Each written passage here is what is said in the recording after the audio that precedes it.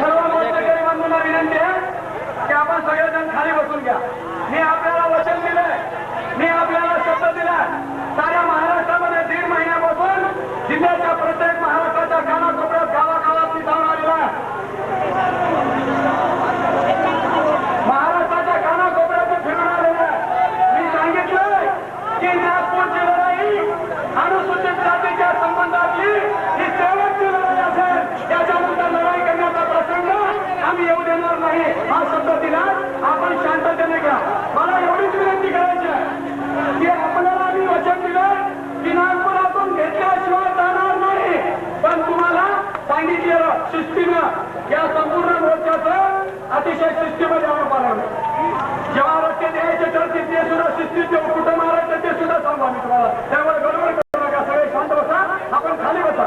ज्या पद्धतीनं आमदार बावनकुळे साहेबांनी आपल्या समोर भूमिका मांडली, आणखीनही अनेक आमदार मंडळी आपल्या मोर्चामध्ये सहभागी होणार, आपल्याला समर्थन देणार. सभागृहामध्ये अतिशय गोंधळ चालू असल्यामुळे ते इथपर्यंत येऊ शकले नाही. त्यामुळे ही सगळी मंडळी या ठिकाणी येणार आहे. या ठिकाणी यवतमाळ जिल्ह्याचे अध्यक्ष, नवनिर्वाचित अध्यक्ष प्राध्यापक राजेश मुके यांना मी विनंती करतो त्यांनी या ठिकाणी मोर्चाला निवेदन करायचं. तत्पूर्वी चांदोरकर साहेब आपलं निवेदन सोडवतील अशी मी त्यांना विनंती करतो. आमदार साहेबांसोबत फक्त संदेशोळा पाठवायचे. या ठिकाणी या निवडणुकीचा मुलांना या ठिकाणी झालंय. आमच्या दुकानच्या बिहारची ऊर्जा या ठिकाणी आली. मराठवाड्याचा बालाजी आहे आणि नागपूरचा देव आहे. या 3 टर्बाईन्स आमच्या आता सुरू झाल्या आहेत आणि यामधून जी रजक ऊर्जा निर्माण झाली आहे त्या ऊर्जेचा वापर तुम्ही पुन्हा करायचा. हे महाराष्ट्र सरकार चालवायचं आहे. महाराष्ट्र उभा करण्याकरता ही ऊर्जा यशस्वीपणे वापरायची. तर या महाराष्ट्राची तोडफोड करून या महाराष्ट्राच्या मध्ये पुन्हा ढिंगामस्ती करून ते पाप आपण आपल्या डोक्यावर घेऊ नये एवढी मी मुख्यमंत्र्याला विनंती करतो. आणि हा निरोप तुम्ही मुख्यमंत्र्याला द्या. माझे 2 शब्द मी संपवतो.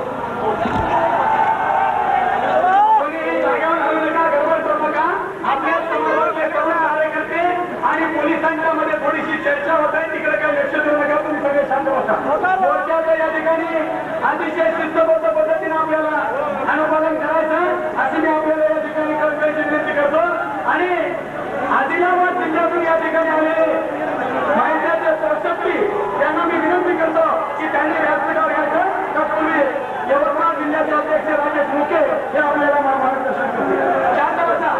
पाठीमागांच्या भूमिकेकडे कोणी लक्ष देऊ नका. पोलिसांना माझी विनंती आहे, कोणाही कार्यकर्त्यावर मामुली लाठी हल्ला जरी केला तरी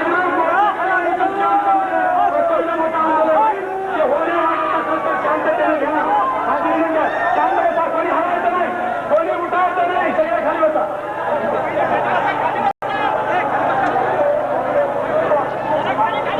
सभी कार्यकर्ताओं से मेरा निवेदन है कि आप शांति से रहिए. मोर्चा में ऐसा भी हो सकता है कि कुछ पुलिस जानबूझकर दंगा करने की कोशिश कर सकते हैं. जो महाराष्ट्र के गरीब जनता को लोकशाही तंत्र का आंदोलन नहीं चलाने देने का ऐसा पुलिस का भी मुझे इरादा दिख रहा है. पुलिस प्रशासन को विनंती है कि आप शांति से लीजिए. या ठिकाणी प्राध्यापक राजेश मुके आपल्याकडे मार्गदर्शन करतील. कृपया सर्वांनी शांत बसा. पाठीमागे कोणी लक्ष द्यायचं नाही. खाली बसा. आपल्याला मागण्या पूर्ण करायच्या असतील तर सांगितलेले आदेश मान्य करावे लागतील. खाली बसा. बाजूला समोर लिंबाच्या झाडापर्यंत खाली उभे टाकलेले कार्यकर्ते आपण खाली बसा. माझी हात जोडून विनंती आहे सगळ्या कार्यकर्त्यांना आपण खाली बसा.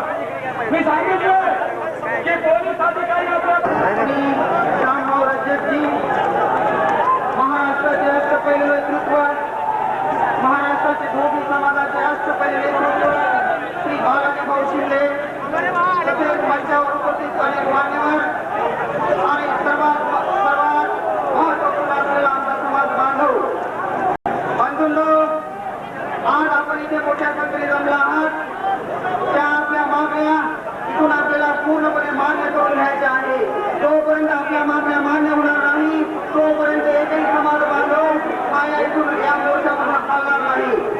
या मागण्या मान्य करण्यासाठी आमचे तरुण मंडळींचं जे रक्त संकट करून आलं आहे, भाऊनी या मंडळींना आदेश द्याव.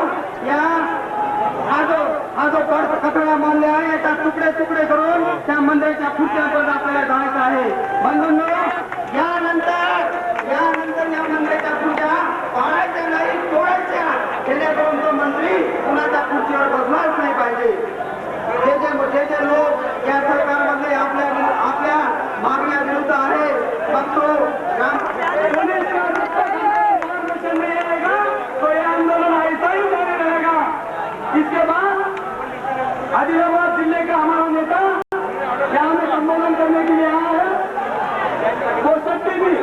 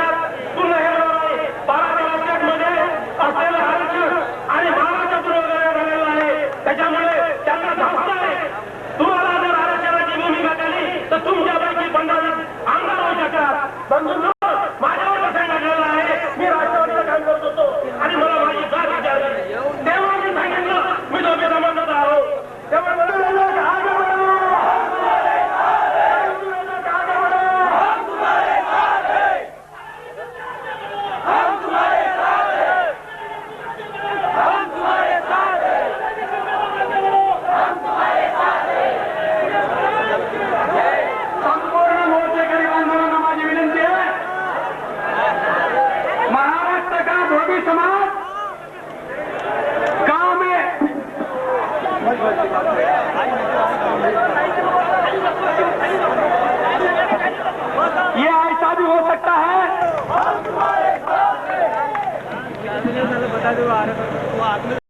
सबको नमस्कार.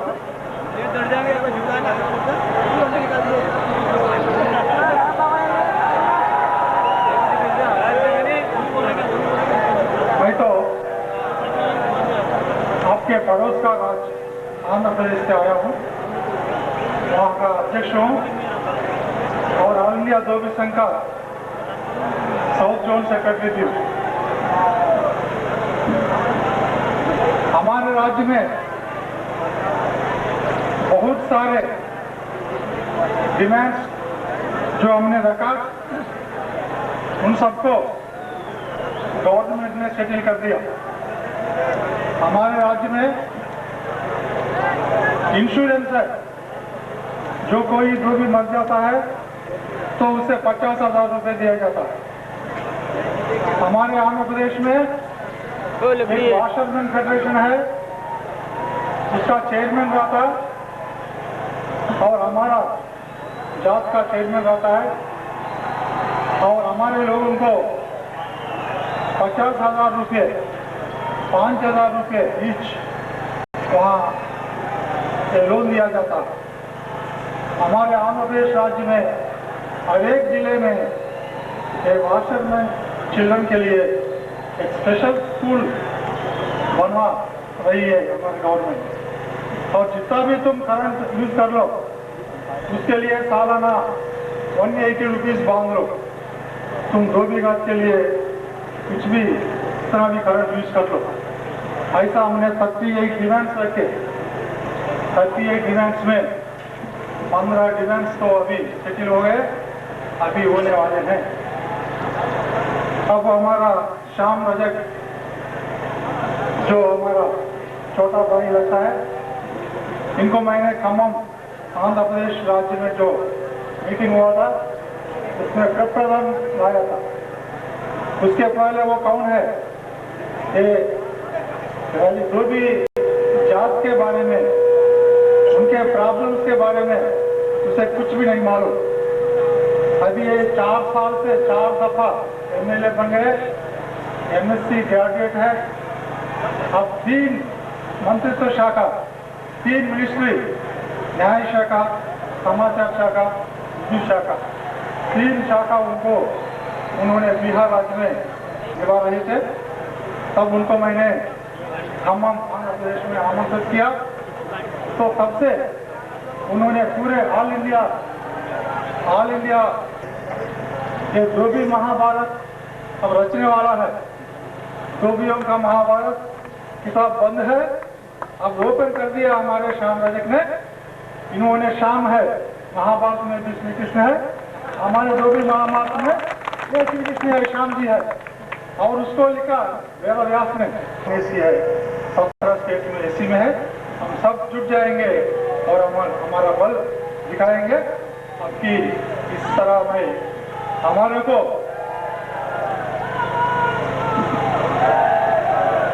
मैं एक रिटायर्ड प्रिंसिपल हूँ, 61 साल का हूँ। अब इनकी वजह से मैं 16 साल का बच्चा बन गया, काम कर रहा हूँ। हम त्याग कर रहे हैं, तुम भी त्याग करने का कोशिश करो। त्याग कर मैं विदा करता हूं।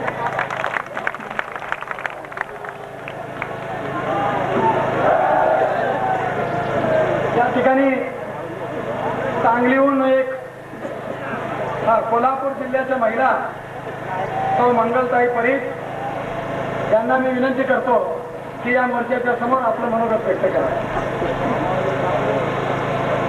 सर्व बंधू भगिनी तसेच ऑल इंडियाचे आपले धोबी समाजाचे अध्यक्ष रजतजी, तसेच महाराष्ट्राचे आपले नेते बालाजीराव शिंदे, तसेच माझ्या जमलेल्या बंधू आणि भगिनीनो, तसेच आपल्या जोपर्यंत इथं मागण्या पूर्ण होत नाही तोपर्यंत आपण इथं हलायचं नाही. आणि जर माझ्या पदाचा राजीनामा द्यावा लागला तरी मी द्यायला तयार आहे. आणि आपल्याला सवय झालेली त्यांनी 4 काढले तर आपण 8 ओढून काढल्याशिवाय त्याला व्हायचं नाही. एवढी माझी आग्रहाची विनंती आहे. तुम्ही इथून हलायचं नाही. जय गाडगे. यवतमाळ जिल्ह्याचे आपले नेते अशोक राजा चुकेकर यांना विनंती करतो की त्यांनी आपलं मनोगत व्यक्त करावं. अखिल भारतीय धोबी महासंघाचे अध्यक्ष विद्यमान बिहार असेंब्लीतील आमदार श्रीमान श्यामजी रजक, महाराष्ट्र प्रदेश अध्यक्ष आमचे मित्र श्रीमान बालाजी शिंदे,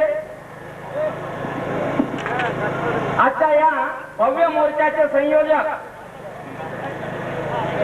आमचे मित्र श्रीमान देवरावजी सोनटक्के साहेब,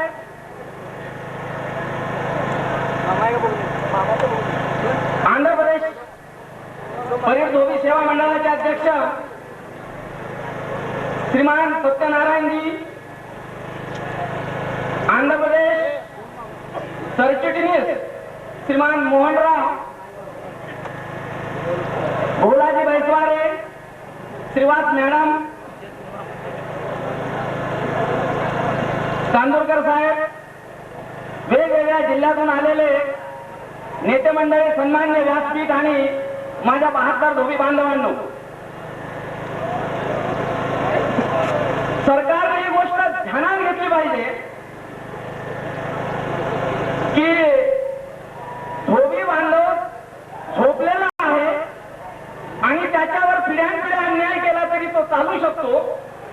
ही गोष्ट आता धोब्यांच्याही लक्षात आली आणि धोबी बचावचा हा पहिला रस्ता या मोर्चाच्या निमित्तानं सरकारला दाखवून दिलेला आहे. एक गोष्ट आपणही ध्यानात ठेवली पाहिजे की एखादं सरकार झोपलेलं असेल तर त्याला उठवता येईल, पण एखाद्या सरकारनं झोपल्याचं सोंग घेतलं तर अशा सरकारला उठवणं सोपं नसते. हातात जोडे घेऊन रस्त्यावर आल्याशिवाय असलं सरकार जागा होत नाही. आणि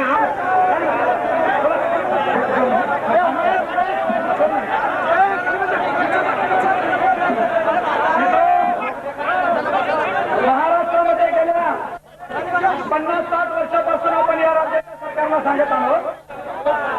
श्याम रजकजी आले, हे बिहार प्रदेशचे माजी ऊर्जा मंत्री, आज आमदार आहेत लालू प्रसादच्या मंत्रिमंडळामध्ये. ते राष्ट्रीय जनता दलाचे राष्ट्रीय महासचिव आहेत आणि आमच्या धोबी महासंघाचे ते ऑल इंडिया प्रेसिडेंट आहेत. इथं आपल्या समस्येसाठी आहेत. सरकारशी 2 करण्याची इच्छा आहे. गेल्या 50 वर्षापासून आपण या महाराष्ट्रामध्ये आंदोलन करायला लागलो. मी एवढा मात्र तुम्हाला विश्वासाने सांगेन की 28 मार्च 2001 ला धोबी समाजानं एवढंच तीव्र आंदोलन केलं होतं मुंबईमध्ये आणि या आघाडी सरकारमधले मुख्यमंत्री विलासरावजी देशमुखनी सभागृहाला सांगितलं होतं जयवंतराव यांना सांगितलं होतं सभागृहामध्ये आणि महाराष्ट्रात आमदार डॉक्टर DM भांडेच्या अध्यक्षतेखाली एक धोबी समाज पुनर्विलोकन समिती स्थापन झाली.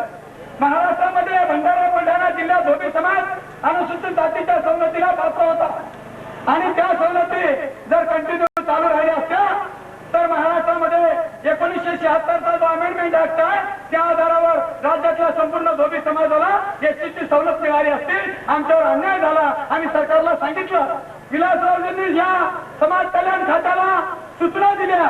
मात्र मी आपल्याला सांगेन की ज्यांना कुणाला खायला मिळालंय त्यांच्यामध्ये एवढी बेईमानीची प्रवृत्ती निर्माण झाली की दुसरा कोणी उपाशी आपल्यामध्ये येऊ नये अशी त्याची नियत महाराष्ट्रात निर्माण झाली. मित्र, ही लढाई अनेक पद्धतीने आपल्याला अडचणीची निर्माण झालेली आहे.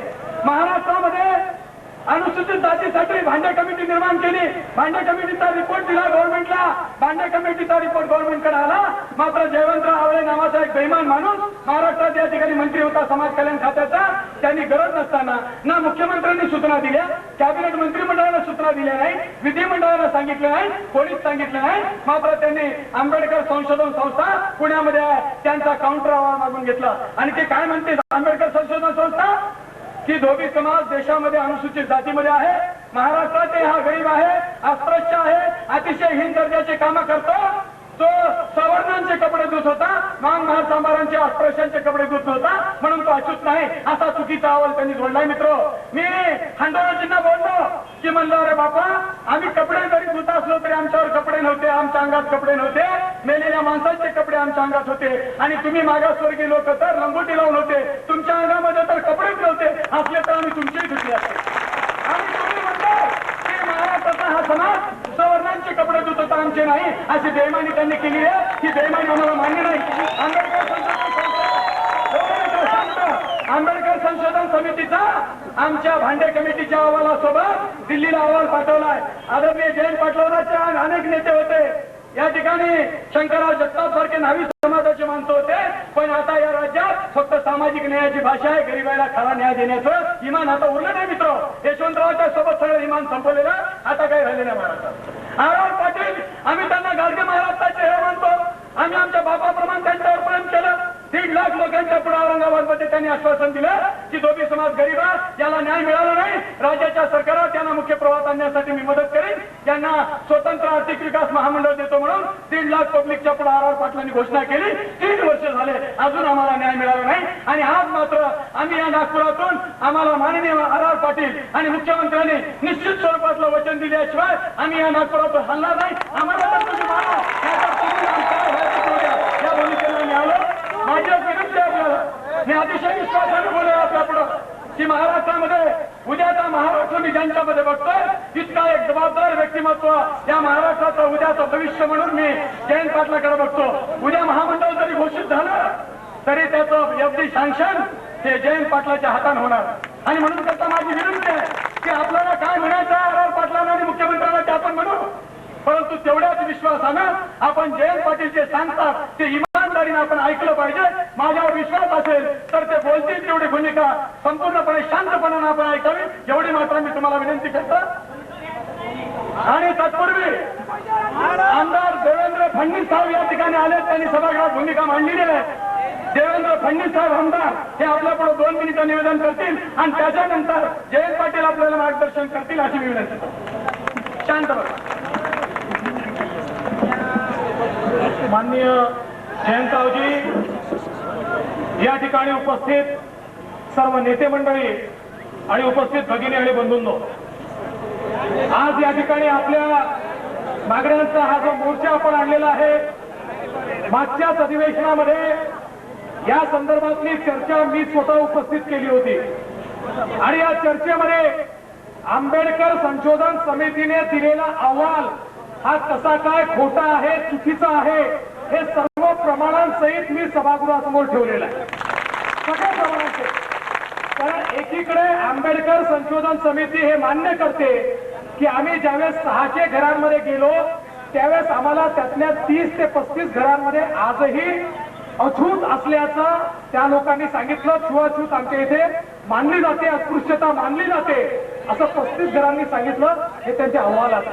एकीकडे अहवालात ते सांगतात की 35 घरांनी अस्पृश्यता आमच्यासोबत पाहिली जाते असं सांगितलं आणि दुसरीकडे अहवाल देताना मात्र सांगतात की इथे जी सरकारची नाही, जी प्रायव्हेट इन्स्टिट्यूट आहे, कोणीही त्यांना सांगितलं नव्हतं तरी देखील टाटा इन्स्टिट्यूटने जो अहवाल दिला आहे त्या अहवालामध्ये स्पष्टपणे त्यांनी रिकमेंडेशन दिलं आहे की धोबी समाजाचा समावेश अनुसूचित जातीत केला पाहिजे. मग त्याच्यावर समिती, भांडे समिती म्हणते, टाटा इन्स्टिट्यूट म्हणते, मग तुम्ही त्याच्यावर सरकारी समिती का बरं बनवता? सरकारी समिती याकरताच बनवली की तुम्हाला अशा प्रकारचं आरक्षण द्यायचं नाही. ही सरकारी समिती मूर्ख बनवण्याचं धोरण आहे आणि म्हणून तुम्ही कुठल्या निर्णयाच्या शेवटी या ठिकाणी निर्णय मंत्रिमंडळ घेतं. जयंतराव या ठिकाणी त्यांना माहिती आहे की निर्णय मंत्रिमंडळ घेतं. मंत्रिमंडळाच्या निर्णयाच्या विपरीत जाऊन या ठिकाणी आंबेडकर संशोधन समितीचा खोटा अहवाल केंद्र शासनाकडे पाठवला. जयंतराव आपण अतिशय सूज्ञ आहात, आपण जाणता अशा प्रकारचा अहवाल गेल्यानंतर केंद्र सरकार कधीही या समाजाला अनुसूचित जातीत समाविष्ट करू शकत नाही आणि म्हणून चुकीचा अहवाल या ठिकाणून गेला. आपण त्या जी अर्धा तास चर्चा झाली त्यात चंद्रकांत हांडोरेंनी सांगितलं की आपण सांगता ती वस्तुस्थिती असेल तर मी लगेच बैठक घेतो आणि त्या बैठकीत आपण हा निर्णय करू आणि या ठिकाणी केवळ भांडे समितीचा अहवाल पाठवू. हे रेकॉर्डवर आहे. पण दुर्दैव असं आहे की आता पूर्ण अधिवेशन निघून जाऊन दुसरं अधिवेशन झालं, अजूनपर्यंत सभागृहात दिलेल्या आश्वासनाची देखील पूर्तता झालेली नाही. माझी आपल्याला विनंती आहे की किती दिवस आपण लोकांना मूर्ख बनवणार आहोत हा देखील कुठेतरी विचार करण्याची आवश्यकता आहे. तर आपण हे करणार नसू तर आपण नाही म्हणून सांगितलं पाहिजे. मग आमचे दरवाजे खुले आहेत, काय आंदोलन करायचे ते आम्ही करू. पण इकडे आम्हाला सांगायचं आम्ही करतो आणि दुसरीकडे चुकीचा अहवाल त्याच्यासोबत लावून पाठवायचा, हे अतिशय चुकीचं आहे. या संदर्भातलं अशा प्रकारची दिशाभूल करून आपण लोकांची दिशाभूल करणं हे पूर्णपणे चुकीचं आहे. म्हणून माझी विनंती आहे, आज मला आनंद वाटतो की जयंतराव सारखे मंत्री या ठिकाणी आले आणि मला या ठिकाणी सांगताना कुठल्याही पक्षाचे असले तरी यामध्ये माझं दुमत नाही की या मंत्रिमंडळातले एक अत्यंत हुशार आणि अत्यंत निर्णय क्षमता असणारे मंत्री जयंतराव आहे आणि म्हणून जयंतराव सारखे मंत्री आल्यानंतर माझी विनंती आहे, जयंतराव तुम्ही निर्णय घेऊ शकत असाल तर निर्णय घ्या, नसाल घेऊ शकत तर जयंतराव जे निर्णय करतात त्यांना हे सांगा की या लोकांची जास्त दिवस दिशाभूल करता येणार नाही. समाज जर पेटून उठला तर मात्र काय परिस्थिती होईल हे कोणी सांगू शकत नाही. आणि म्हणून आपण दिशाभूल करणं बंद करा आणि निश्चितपणे हा निर्णय करून एक नवीन पत्र केंद्र शासनाला पाठवा, ज्या पत्रामध्ये केवळ आणि केवळ भांडे समितीचा अहवाल राहील, अन्य दुसरं काही राहणार नाही आणि त्या अहवालाच्या आधारावर सुस्पष्ट रिकमेंडेशन पाठवा की भांडे समितीने दिलेल्या अहवालाच्या अनुसार धोबी समाजाला, परीट समाजाला महाराष्ट्रामध्ये अनुसूचित जातीमध्ये समाविष्ट करण्यात यावे. इतकं स्पष्ट पत्र आपण लिहावं या प्रकारची विनंती आपल्याला करतो आणि आपण ते कराल अशी अपेक्षा बाळगून माझं बोलणं संपवतो. धन्यवाद. आलेला कारण मागे दिलेल्या अनेक चर्चेतनं निर्णायक असं काही आपल्या हाताला लागले. राज्याचे उपमुख्यमंत्री माननीय आर पाटील साहेब यांनी आपणाशी काही चर्चा केली. आपल्या मागे झालेल्या मेळाव्यात त्यांनी काही शासकीय घोषणा शासनाच्या वतीनं, सरकारच्या वतीनं केल्या. त्याची अंमलबजावणी झालेली नाही आणि ती व्हावी अशी बालाजी शिंदेच्या भाषणातनं सगळ्यात महत्वाचा मुद्दा मला दिसतो. आंबेडकर संशोधन संस्थेच्या माध्यमातून जो अहवाल गेला त्याऐवजी भांडे समितीच्या अहवालाला प्राधान्य मिळावं ही दुसरी महत्वाची बाजू आपली सगळी आहे. तर म्हणजे या ठिकाणी मागच्या काळात सरकारने आपणाशी चर्चा करून काही कमिटमेंट केलेल्या दिसत आहेत आणि या कमिटमेंट केलेल्या असल्यामुळं माननीय उपमुख्यमंत्री आर पाटील साहेब यांना भेटण्याचा आपल्या विशेषतः सगळ्या तरुण वर्गाचा इथं बसलेल्या आग्रह आहे. म्हणून मी आल्या सगळे तुम्ही मला म्हणत होता की तुम्ही जावा, त्यांना माननीय आर पाटील साहेब हे सभागृहातल्या कामकाजात, विधान परिषदेतल्या खैरलांजी प्रश्नाच्या बाबतीतल्या चर्चेत मगाशी सकाळी गुंतवणूक घुसलेले होते. आज मगाशी विधानसभेतून आणि विधान परिषदेतून बहुतेक ते माननीय मुख्यमंत्री हे तिथून दुसऱ्या एका कार्यक्रमाला गेलेले आहेत. आपल्या सगळ्यांच्या भावना मागण्या मी ताबडतोब त्यांच्या कानावर घालतो. मला बालाजी शिंदे आणि आमच्या मोकलकर आणि सगळ्या मान्यवरांनी सांगितलं की आमचा आग्रह आहे की मागे झालेल्या कमिटमेंट ह्या पूर्ण करण्याची व्यवस्था करावी.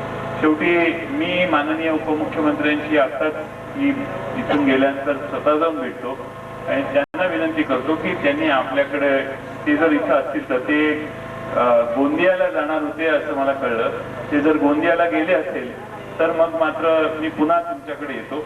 तर गोंदियाला गेलेले नसतील तर आपल्याला त्यांना भेटायची व्यवस्था करायला त्यांना मी विनंती करतो. कशी भेट करायची नेतृत्वाखाली आपले काही प्रमुख एकत्रित जर आपण आलात तर माननीय उपमुख्यमंत्र्यांची गाठ घालून देऊ. मी स्वतः तिथं हजर राहील. आपल्या या तपशिलातल्या ज्या मागण्या आहेत या मागण्या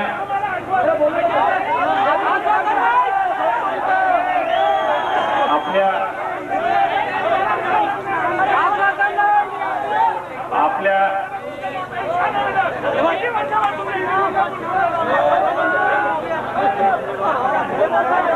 आपल्याला सामोरं सरकारच्या वतीनं मी आलेलो आहे. आपलं म्हणणं आपल्या मागण्या या सरकार दरबारी आपल्या वतीनं मांडणं हेही माझं काम आहे. आमचे देवेंद्र फडणवीस यांनी सांगितलं त्याप्रमाणे आपले मूलभूत स्वरूपाचे सामाजिक न्याय विभागाच्या अखत्यारीतले जे मुद्दे आहेत त्याविषयी मी ऑफलाईन इथं काही सांगणं अमकं करू तमकं करू तमकं करू हा माझा स्वभाव नाही. त्यामुळं यापूर्वी ज्या कमिटमेंट सरकारने दिलेल्या आहेत त्या कमिटमेंट पाळाव्यात या मताचा मी आहे. आणि त्यामुळं मी तुमच्यासाठी तुमच्या बाजूनं आमच्या सांगलीचे जे पण लोकांचे SMS मला आले तुम्ही तर ओढू नका. महाराष्ट्रातून आलेला आपण जो मागच्या वेळी मेळावा बोलवलेला होता त्या मेळाव्यात माननीय उपमुख्यमंत्री महोदयांनी जे भाष्य केलेलं असेल त्याची अंमलबजावणी करण्यासाठी शासन कटिबद्ध आहे. त्यासाठी आम्ही सगळेजण प्रयत्न करू एवढाच विश्वास मी या ठिकाणी देतो. आताच मी माननीय उपमुख्यमंत्र्यांची भेट घेण्याचा स्वतः जाऊन प्रयत्न करतो. आपल्याला ते जर गोंदियाला गेले असतील, गोंदियाला मगाशी दुपारी ते जाणार होते, जर गेले असतील तर मग मात्र उद्या सकाळी माननीय उपमुख्यमंत्र्यांची आणि आपली भेट घालायची व्यवस्था करतो.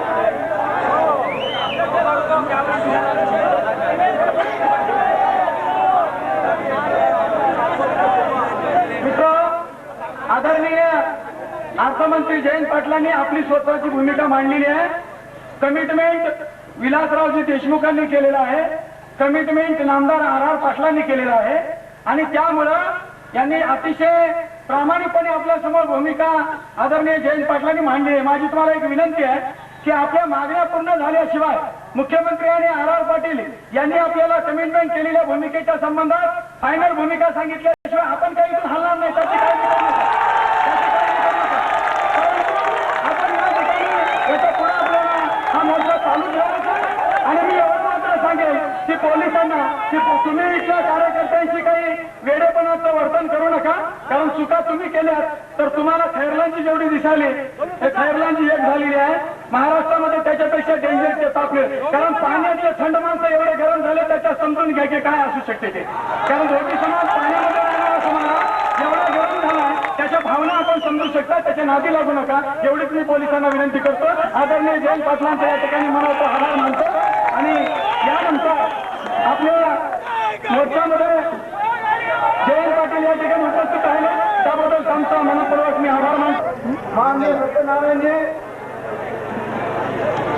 महाराष्ट्राच्या कानाकोपऱ्यातून आलेले तमाम धोबी समाजाचे कार्यकर्ते आदरणीय व्यासपीठ बंधू आणि भगिनींनो, मला कल्पना आहे की ज्यावेळेस माणूस दिवसभर त्या धोबी घाटावर आपले पाय रुकेश मोतीकर मंचाकडे येतील. रुकेश मोतीकर दिवसभर नदीच्या पात्रामध्ये उभं राहून दिवसभर पण होतो. मात्र आज जेव्हा आपल्या मागण्या महाराष्ट्रात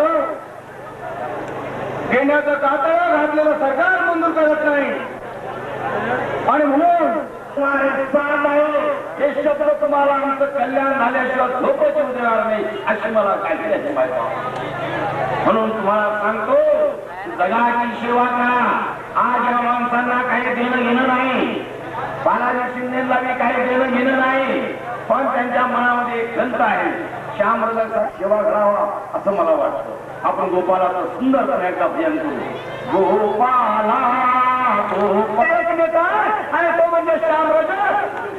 आणि तेवढ्याच विश्वासानं या महाराष्ट्रामध्ये आपल्या समाजातल्या अनेक चुकीचं संघटन करणाऱ्या लोकांना बाजूला सारून साऱ्या राज्यातला समाज अतिशय यशस्वीपणे या विश्वासानं बालाजी शिंदेच्या पाठी उभा टाकला. मी आझाद मैदानामध्ये मोर्चा महाराष्ट्र के लढाई का त्याच माणसाने विरोध केला. मी अतिशय विश्वासानं त्यांनी माझी इज्जत केली. आमदार मंत्री अनेक लोक जरी असले तरी सगळ्यांना बाजूला सारून बालाजी शिंदेला ते बोलवा म्हणाले. परंतु बोलवा म्हणाल्यामुळे मला मान मराठत केल्यामुळं महाराष्ट्रामध्ये मला आमदार जरी केलं तरी मी इमानीद्वारे मान्य करणार नाही. माझ्या समाजाला जोपर्यंत न्याय मिळणार नाही मला कोणत्याच गोष्टीची आवश्यकता नाही ही मी गाडगे महाराजची शपथ घेऊन तुमच्या समोर सांगेन. जोपर्यंत माझ्या समाजाचा निर्णय या राज्याचा सरकार करणार नाही मी कुणाची त्या ठिकाणी असणारी हात मिळवणे कोणत्याही अजिबात कोणत्याही सौदावर या राज्यामध्ये मी करणार नाही. आणि कोणी करत असेल तर त्याच्या बापाला हा समाज त्याच्या पाठीशी जाणार नाही याचा मला विश्वास. मित्र, आर पाटलांनी घोषणा केली, त्यांना वाटलं की गरीब समाज आहे. पण मी आपल्याला एक गोष्ट सांगेन, या राज्याच्या बहुजनांचे नेते म्हणवणारे आदरणीय छगनरावजी भुजबळ त्यांच्याविषयी माझ्या मनामध्ये आदराची भावना. महाराष्ट्रातल्या 35 कार्यकर्त्यांचं धोबी समाजाच्या एक डेलिगेशन मी घेऊन त्यांच्या घरी गेलो. त्यामध्ये मागासवर्गीयासाठी स्वतंत्र महात्मा फुले महामंडळ होतं. तरी परंतु महाराष्ट्रातला मातंग समाज साधी मागणी मागायला पुढे आला नाही. काय दुर्दैव होणार या सरकारचं मला माहित नाही. क्षेत्र हातात घेतल्याशिवाय या विचारायला काही कळतच नाही. महाराष्ट्रातला मातंग समाज रस्त्यावरती उतरला आणि मग महाराष्ट्राच्या सरकारनं अण्णाभाऊ साठेचं मांग समाजाला स्वतंत्र महामंडळ या महाराष्ट्रामध्ये दिले. मित्र, मग सांबार समाज रस्त्यावर आला. अल्पसंख्याक मौलाना आझाद अल्पसंख्याक महामंडळ नावाचं महामंडळ या राज्याच्या सरकारनं केलं. काय महाराष्ट्रातला धोबी समाज कुणबी समाजापेक्षा श्रीमंत आहे? परंतु महाराष्ट्रामध्ये मैं हाथ जोड़कर आपको बोलूंगा कि यहाँ में अपन एक भी बात चुप बैठना बोले तो कोई एक बात आगे कि हमें जो कोई नहीं करेगा. इतनी सारे समाज के सामने में हमारे साथ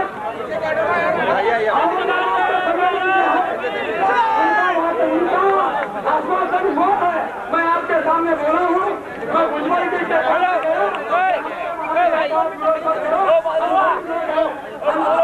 हमको साथ दिया तो हम बेईमान लोग नहीं है.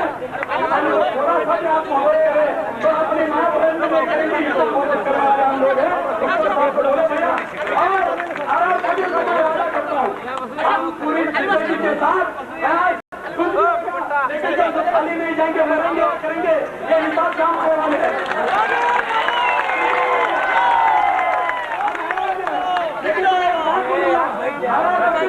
अपन ने घोषणा किया उसका जो राजा महाराज की कसम खा के बोल रहा हूँ हम ईमान समझने वाले लोग हैं.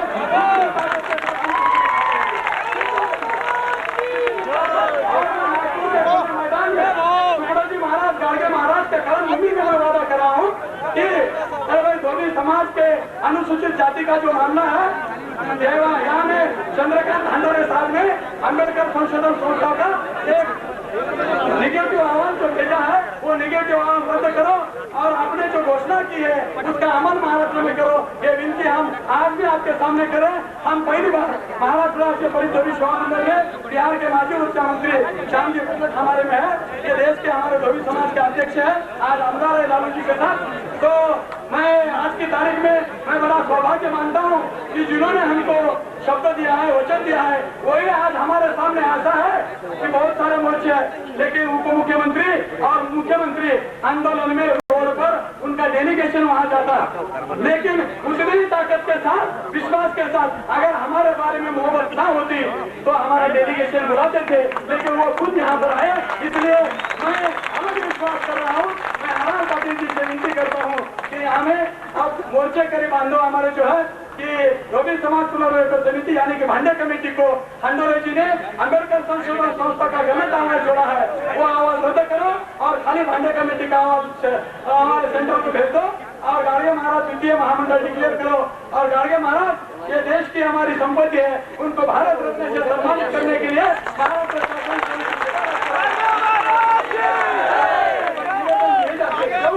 लेकिन उसके पहले आर पाटिल हमारे में आए हैं, इसलिए मैं उनको विनती करता हूँ कि आर पाटिल मोर्चा को संबोधित करें।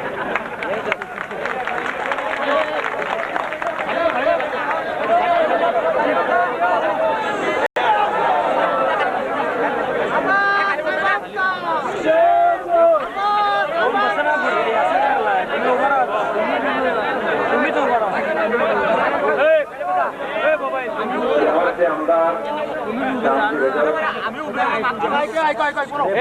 माझे बंधुतुल्य सहकारी बालाजी शिंदे, त्यांचे सगळे सहकारी, राज्यभरात आलेली वडीलधारी मंडळी, तरुण मित्र, माता भगिनी, बंधू आणि भगिनी,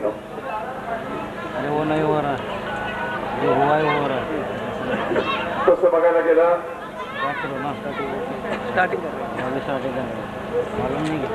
तर मी तुमच्या थोडा अधिक जवळचा आहे.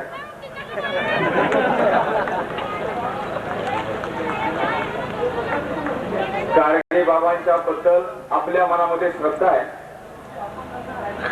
आणि त्याच एका नावानं मला महाराष्ट्रामध्ये ताकद दिली, सन्मान दिला.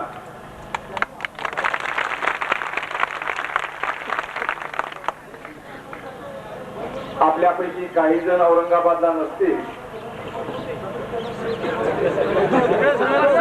त्यावेळी संत गाडगे बाबा यांचं नाव स्वच्छता अभियानाला देण्याचा निर्णय मी घेतला.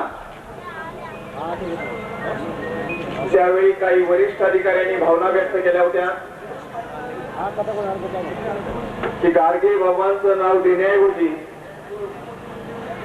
अमेरिकेतनं आलेलं युनिसेफचं अभियान असं नाव दिलं तर परदेशातनं काहीतरी चांगलं आलंय म्हणून आपले लोक ते लवकर स्वीकारतील. त्यांना गाडगे बाबांचा इतिहास माहित नव्हता.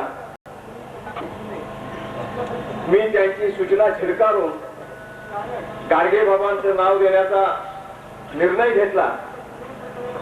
आपल्या राज्यामध्ये आलेख झेंडर नावाचे एक राज्यपाल होते.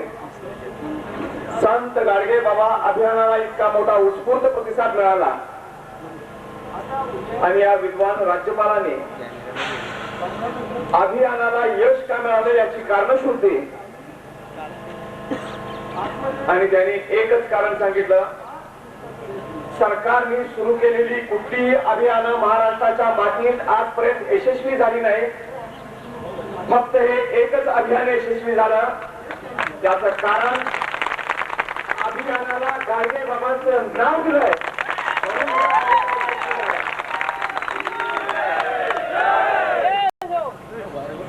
अमेरिकेत बसलेले युनिसेफचे तज्ञ आज जे सांगतायत ते गाडगे बाबांनी 50 वर्षापूर्वी गावागावात फिरून सांगितलं. मुलांना चांगलं शिक्षण द्या, एक वेळा चांगले कपडे नसतील तरी चालेल, 2 वेळा पोटाला नसेल तरी चालेल, पण शिक्षण दिल्याबिगर राहू नका. शिक्षणाचं महत्व अचूकपणाने ओळखणारा एक निष्ठा समाज सुधारक आपण त्यांच्या नावाशी तुम्ही आणि मी दोघं एकत्र जोडलो गेले.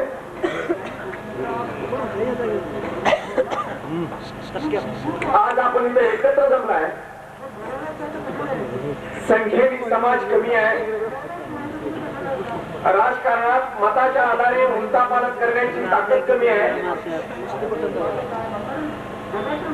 पुढाऱ्यांना पक्षाला धडा शिकवण्याची भूमिका आजपर्यंत घेतली नाही, म्हणून आम्हाला न्याय मिळत नाही. म्हणून मोठ्या पोट तिडकीने आपले प्रश्न सुटावेत या उद्देशाने आपण नागपूरमध्ये आलाय. बालाजीची प्रामाणिक धडपड मी सातत्याने बघतोय. एकेकाळी कपडे धुणं हा व्यवसाय सुद्धा पोटापुरतं मिळत होतं, हा व्यवसाय चालत होता.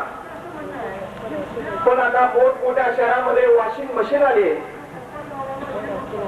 100 माणसाचं काम एक मशीन करायला लागलं आणि परंपरेनं चालत आलेला धंदा हा बंद झाला. परंपरेनं चालत आलेला धंदा एका बाजूनी बंद होतोय. खेड्यापाड्यातल्या गरीब समाजाची स्थिती बघितली तर अनेक खेड्यामध्ये परीत समाजाच्या लोकांना शेती नाही. शिक्षण बघितला तर काही मुलं शिकतायत पण कॅटेगरी योग्य पद्धतीची मिळाली नसल्यामुळं स्पर्धेमध्ये टिकत नाही. जमीन नाही, परंपरेनं चालत आलेला धंदा नाही, नोकऱ्या मिळत नाहीत. कर्ज काढायचं म्हटलं तर गरीब माणसाला ना कुठली बँक कर्ज देत, ना कुठली पतसंस्था. बालाजी इथं येण्यापूर्वी मी आमच्या वित्तमंत्र्यांना जाऊन निवेदन स्वीकारायला सांगितली होती. कारण मुख्यमंत्र्यांनी उपमुख्यमंत्र्यांनी मोर्चा समोर जाऊन निवेदन स्वीकारायची नाही अशी प्रथा आहे. पण बालाजी इतकं हटणार नाही.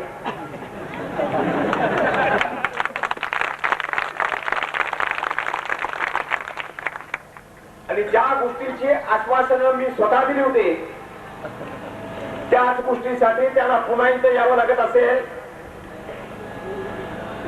तर दुसऱ्यांदा जाऊन काय सांगायचं याचा पूर्णपणे विचार करून मी इथं आलोय.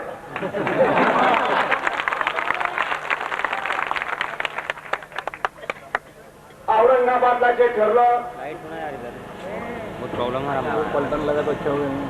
आणि झालं नाही त्याबद्दल मी दिलगिरी व्यक्त करीन. पण आज इथे येताना तिसऱ्या वेळी यायला लागलं तर बालाजी सरळ येणार नाही.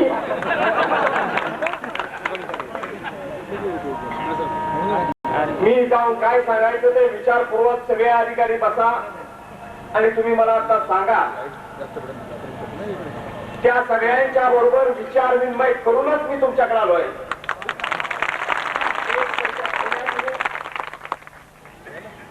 आणि महामंडळापासून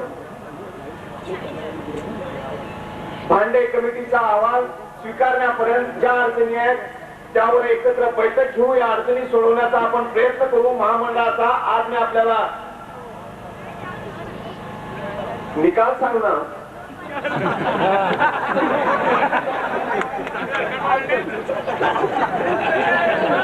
तुमच्याही गरजेचं आहे आणि माझ्याही गरजेचं आहे.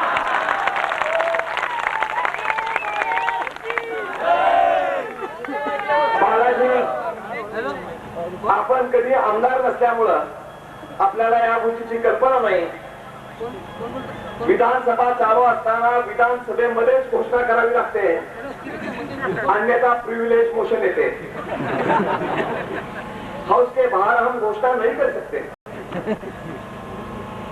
इसलिए कल सुबह मैं बालाजी को हाउस में बुलाऊंगा, एक मीटिंग होगा. मैं इतना ही कहूंगा, आपका यहाँ आना व्यर्थ नहीं जाएगा.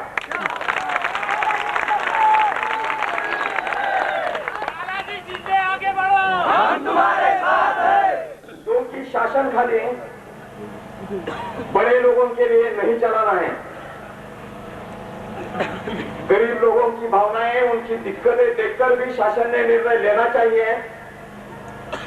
और हम लोगों ने भी संवेदनशील होना चाहिए। यदि हम महाराष्ट्र की तरक्की का दावा करते हैं, पुरोगामित्व का दावा महाराष्ट्र करता है, तो किसी एक समाज को पीछे छोड़ के तरक्की का दावा हम नहीं कर सकते। हम तरक्की का दावा तब कर सकते हैं जब सब समाज की उन्नति हो, प्रगति हो। आप भी अन्य सारे समाज के साथ तरक्की का हिस्सा बनोगे, और वो बनाने के लिए जो मांगे हैं उस बारे में तो हम सोचेंगे, लेकिन बैठकर और भी जो करना है, मैं हमेशा एक भाई की तरफ आपके साथ हूं, ये मैं आपको आश्वासन देना चाहता हूं। मुझे अभी बोल दिया जा रहा है, मैं आपको शुभकामना देता हूं। और बालाजी, कल के लिए आपको और 5 लोगों के लिए मीटिंग के लिए निमंत्रित करता हूं। आप मुझे जाने की इजाजत दीजिए। जय हिंद, जय महाराष्ट्र, जय गाडगे बाबा।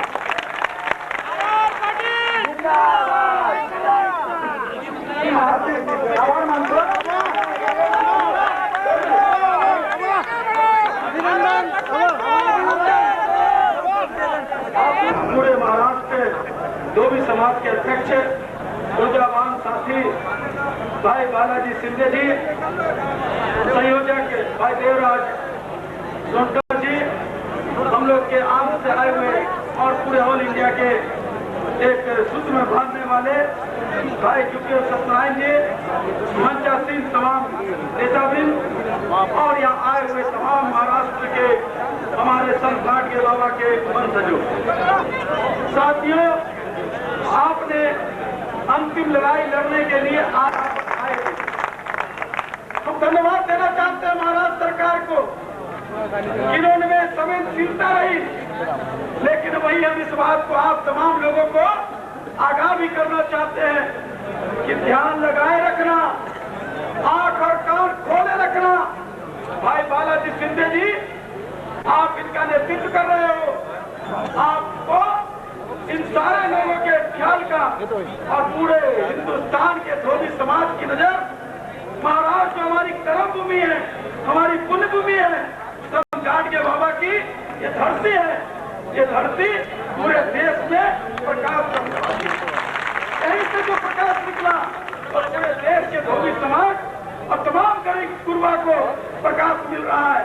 इसलिए बालाजी इस बात को ख्याल रखने का काम कर रहा है। मैं मानता हूँ संवैधानिक संकट हो सकते हैं, हम भी आमदार रहे और रहे हैं, हम भी सरकार में रहे हैं। जब सेशन चल रहा है घोषणा नहीं हो सकती है, लेकिन मुझे उप मुख्यमंत्री जी के बातों पर इसलिए विश्वास होता है, इन्होंने कहा है कि कल बालाजी शिंदे जी सहित 5 प्रतिनिधि आए और बैठ करके एक रूपरेखा बना करके और इसी असेंबली के अंदर सत्र चलते हुए हम इनके दोनों मांगों को हम मानने का काम करेंगे। इसके लिए हम इनसे आभार व्यक्त करते हैं। लेकिन साथियों, अपनी एकता को, एकजुटता को मजबूत रखने का काम करना, क्योंकि कुछ चंद लोग जो समाज में बैठे हुए लोग हैं, जो नहीं चाहता है तो भी समाज आगे बढ़े, तो जो नहीं चाहता है कि गरीब जो धोबी समाज है, जो लोगों के कपड़ा धोता है, लोगों की सफाई करता है और सफाई कर करके इस समाज को, इस देश को, इस राज्य को सौंदर्य और सुंदर बनाने का काम करता है, उसको बराबर पीछे रखने का काम। ये मनुष्य संस्कृति रही है और मनुष्य संस्कृति के उपासक कुछ लोग आज भी इस धरती पर हैं, इसलिए वो नहीं चाहते हैं। लेकिन हम कहना चाहते हैं, तैयार रखना, अपने परिवार, अपने तरुण मित्र साथियों तैयार रहना, और जिस तरह कपड़ा धो करके कपड़ा की सफाई करते हो उसकी तैयारी करते रहना, सुबह शाम तैयारी करते रहना। अगर सरकार और प्रशासन या चंद लोगों के द्वारा अगर बेईमानी की गई तो अगले बार मोर्चा नहीं होगा। अगले बार जिस तरह कपड़े की सफाई की जाती है, कपड़े को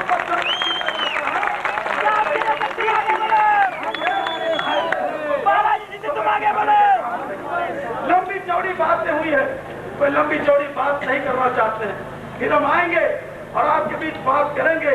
हमारी लड़ाई सिर्फ आरक्षण तो हमारा एक बहुत ही मूल सूत्र है, ये हमारा आधार है, लेकिन उससे भी बड़ी लड़ाई लड़नी है। हमारे लोग, हम कहना चाहते हैं बालाजी शिंदे जी से कि कल आप जाएंगे अपने साथियों के साथ, आप इस बात को भी कहने का काम करेंगे कि हमारे जो गरीब माँ बहन है, जो कटरा में रहने का काम करते हैं, धोबी घाट में रहने का काम करते हैं, इंदिरा आवास योजना के तहत, जवाहरलाल नेहरू शहरी मिशन के शहरी विकास मिशन के तहत करोड़ों करोड़ रुपए भारत सरकार से आ रहे हैं। उस पैसे का उपयोग, उस पैसे का हिस्सा हमारे धोबी समाज को मिलेगा कि नहीं मिलेगा, उसका कितना प्रतिशत देते हो? अगर आकर 5000 मकान यहाँ पर बनते हैं तो उसमें धोबी को आबादी के अनुसार उतना मकान तुम देने का काम, करने का काम, देने का काम करना। उसी तरह शहरी विकास मिशन के तहत जो डीपीआर यहाँ से भारत सरकार को जाए, 5-6 ढंग से धोबी घाट निर्माण कराने का डीपीआर वहां जाने का काम हो और इसका कार्यान्वयन हो जाए, इस बात की वकालत कल आप अपने प्रतिनिधि मंडल में जाएंगे, इस बात का कहने का और इसको कार्यान्वयन कराने का काम करेंगे। इन्हीं चंद शब्दों के साथ हम आप तमाम जो संत के बाबा के वंशज हैं, आप तमाम लोग को नमन करना चाहते हैं। बालाजी शिंदे जी ने मुझको बुलाया, हम इस पुलिस धरती को, इस मिट्टी को अपने सर में लगाने से चूकना नहीं चाहते थे। आप जो तमाम हमारे भाई बहन परिवार है, ये हमारा यही परिवार है और इस परिवार के साथियों के साथ मिलकर मैं इस बात को तो कहते हुए हिचकता नहीं हूँ और पूरे देश में कहता हूँ कि मैं अगले जन्म में, हालांकि मैं पूर्व जन्म की बात को नहीं मानता हूँ, लेकिन अगर है तो मैं कहीं कोई अच्छा काम किया होगा जो इस समाज में मुझको जन्म मिला, ईश्वर की कृपा हुई कि मैं धोबी समाज में जन्म लिया और इसकी सेवा करने का मुझको अवसर मिला है। इसलिए आप तमाम लोग तैयार रहे। नौजवान साथी, सोने का काम मत करना, उल्लास मनाने का काम भी मत करना। उल्लास तो उस दिन में बनेगा जिस दिन यहाँ से जाएगा